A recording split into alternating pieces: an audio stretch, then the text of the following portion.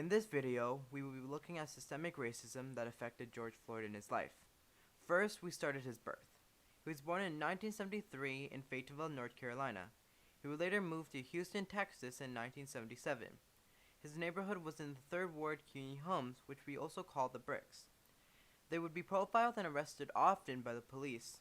This would cause Floyd and the community to be worried about the cops. Also, places similar to the Bricks had a high number of people of color minorities. This was caused due to the practice of redlining, in which sections of land would be indicated where people of color would live and be denied services compared to other areas, due to laws that target them with good or bad intentions. Lastly, the kids in the neighborhood would frequently go to Floyd's house to get food or stay over if they didn't have a home.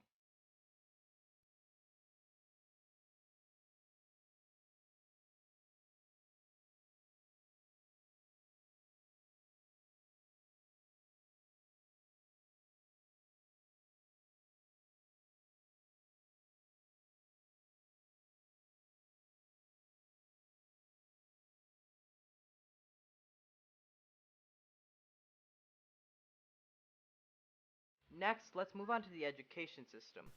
When Floyd was in the education system, it was a few years after 1970 when school desegregation started in Houston.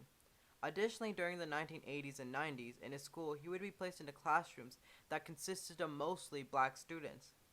Lastly, he went to an underfunded and underperforming high school that resulted in him not having a solid foundation for college before he graduated in 1993.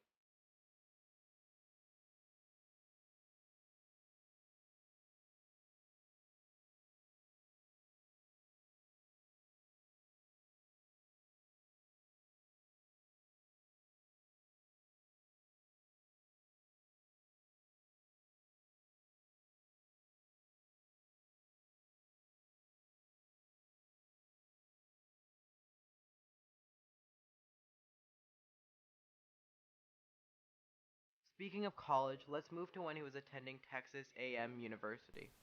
He was admitted to Texas A&M due to his athleticness. He went to the school due to his dream of becoming an NFL player and the school being a pipeline for that pathway. Due to his lack of foundation in high school, he struggled to perform well in his classes.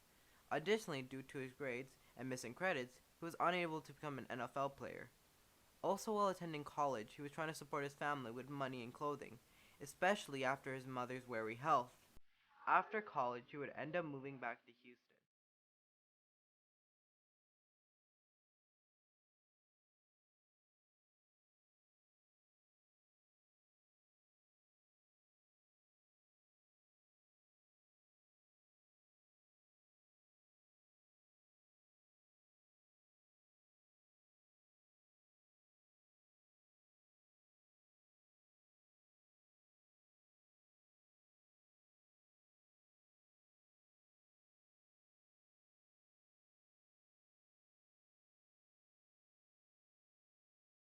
Now, let's focus on his experience within the law and prison system.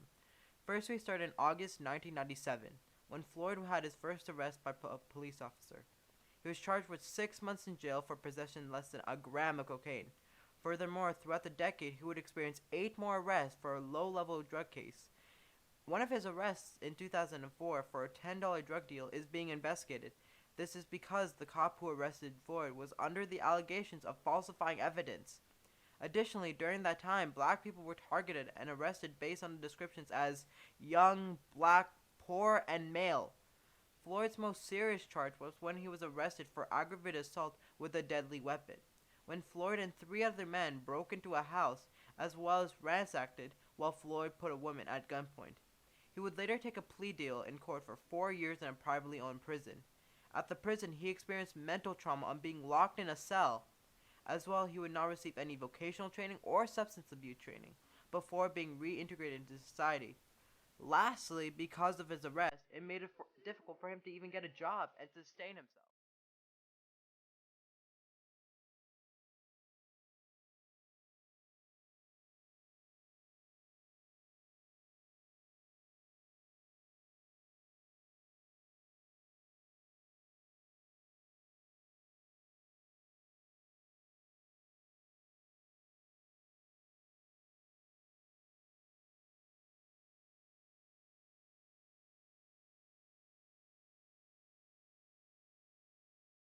Now let's move on to his mental health and the factors that affected it. When Floyd was younger, he grew up with the mentality of being cautious around the police. Additionally, he grew up during the drug crisis, where the government created the Rockefeller drug laws in the 1970s, the 1986 Anti-Drug Abuse Act that stiffened sentences, and the 1994 crime bill that funded $9 billion in prisons, but neglected to fund job training, drug treatment, and education in prisons. He would also have anxieties about his body image, such as his size and stature, and also have anxieties about his arrest record. Additionally, Floyd suffered from drug addiction and mental trauma from prison. For example, he would be arrested in 2008 for testing positive for PCP, but drug treatment for drug addiction was limited or not around, since where Floyd lived, all treatment centers were shuttered or rejected people that had a criminal record. And in the state of Texas, Medicare did not expand under the Affordable Care Act. Therefore, in February, he did just that. With the advice of a pastor, he would take a bus in February 2017 from Houston to Minneapolis. He would there attend a 90-day program called The Turning Point and was an active participant in the program.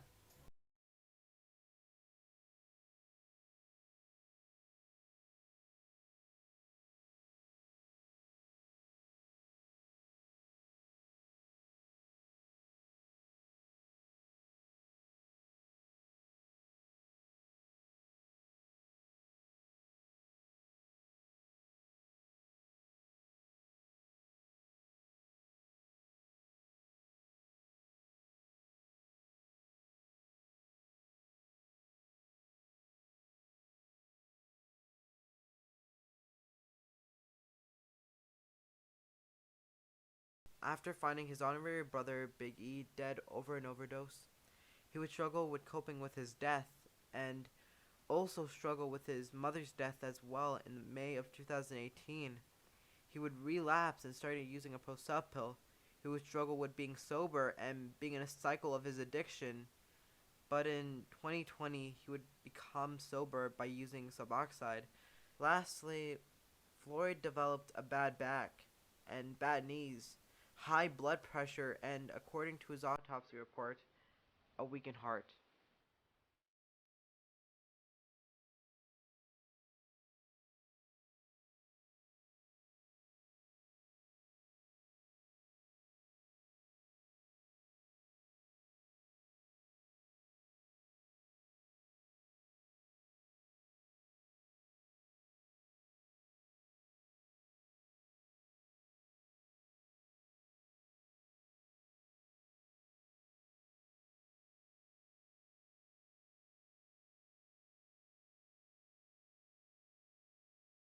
Our last section is about the months leading up to his murder. When arriving to Minneapolis, he enrolled in a rehabilitation program and was training to become a commercial truck driver. He also worked in security for the Salvation Army and a Latin nightclub in spring of 2020. But he lost his job due to the pandemic and would later return to Houston, and while in Houston, he ran into his old friends, and while catching up, he seemed to be anxious about money. On the day of his death, he was calling out to his old friend, Aubrey Rowe, saying to her he was going out for a run outside for a pack of cigarettes and would come back later. But he was assaulted by a police officer over a $20 counterfeit bill at a convenience store parking lot, in which he was being held down by the neck and unable to breathe. He was obeying the police officer politely, and in his final moments, he was calling out to his mother.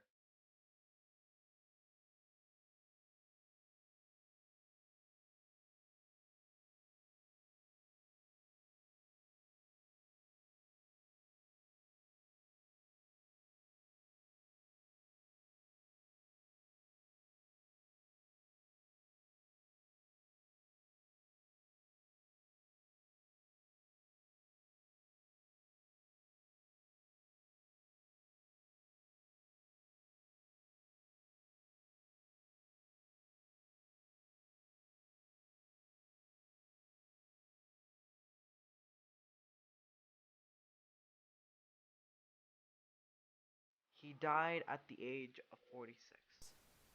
Overall, George Floyd's life was affected by numerous factors that were systemically influencing his life.